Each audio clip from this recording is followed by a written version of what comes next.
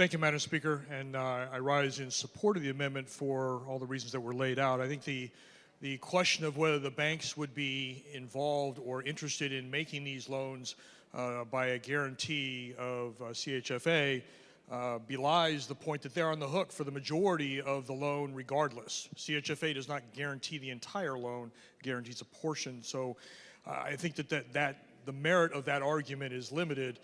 The other factor involved in this is essentially it's guaranteed by the executive order of the President of the United States, who is going to pay all these affected workers, whether they are furloughed or whether they are working without pay. So I think for those two reasons, I think that belies the concern of whether banks would be interested whether CHFA is a guarantor or not. But I'm concerned about the precedents that we're setting related to this particular issue. Where does it stop? You know, I go back, and it is not that long ago in our state's history where federal employees were affected by a RIF, 1991. A significant reduction in force at the federal level. Thousands of federal employees were let go, and we did nothing other than offer unemployment compensation. Little after that, the Seawolf program was canceled, and Electric Boat had significant layoffs. Thousands of employees in southeastern Connecticut were laid off, and we effectively did nothing at the legislature save the unemployment compensation program that is part of state law. So I'm curious as to the rationale for now, in this moment, of doing this amendment, this proposal to guarantee loans by the taxpayers of the state of Connecticut, essentially a 9-month interest-free loan. The fact remains that as soon as the shutdown is over, within 2 weeks, every federal employee will be made whole. So I'm not clear as to why we are giving 9 months interest-free on a loan that is beholden and guaranteed by the state of Connecticut. I myself, while I was on active duty, had to go without a paycheck. It certainly wasn't for more than a few days, but that is the reality of taking employment. Certainly I was in uniform, a little different than being a government employee, but that is the contract that they sign.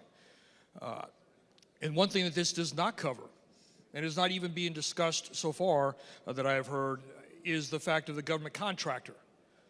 The fact is that government contractors who have employment on the installations at the submarine base or any other military installation are directed not to go to work. Why? Because it would be unfair to the federal employees that are furloughed and are not there.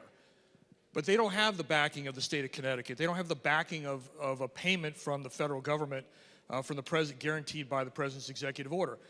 If they want to get paid, they get to take vacation. Or if they have it offered sick time in order to maintain a paycheck.